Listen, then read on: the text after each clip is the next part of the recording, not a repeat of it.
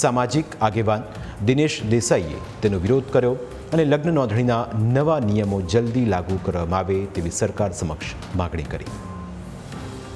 કે જે માતા પિતાએ તમને પેટે પાટા બાંધી અને મોટા કર્યા છે, તમારા માટે ખૂબ તકલીફો વેઠી છે, ખૂબ ઉજાગરા કર્યા છે અને તમને આગળ વધારવા માટે જેને ખૂબ મહેનત કરી છે, એ માતા પિતાને દુઃખી કરી અને તમે પ્રેમ લગ્ન કરી અને ક્યારેય ખુશ અને ક્યારેય સુખી નહીં રહી શકો.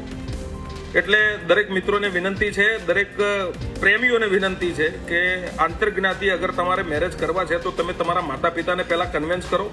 માતા પિતાની મંજૂરીથી જ તમે લવ મેરેજ અને પ્રેમ લગ્ન કરો એવી વિનંતી કરું છું.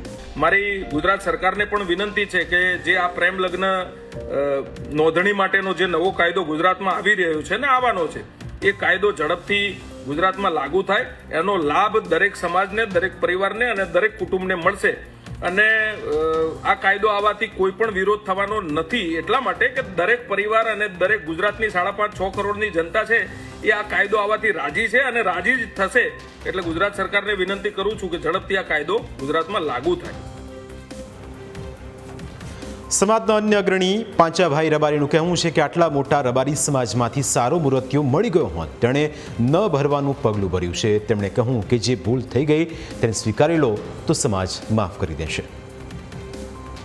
એના મા બાપે ખૂબ મોટી એના માટે મહેનત કરી હતી. પેટે પાટા બાંધીને એને મોટી કરી અને સિંગર બનાવી એને એવડા બધા સ્ટેજ ઉપર મોકલી તો એને રબારી સમાજને ભૂલી અને પર સમાજમાં જે તે એને પ્રેમ લગ્ન કર્યા તે યોગ્ય મારી સમાજને નથી. મારું કહેવું એવું માગે સમાજ અત્યારે એવું કહેશે કે બેન તે આ ખોટું પગલું ભર્યું છે.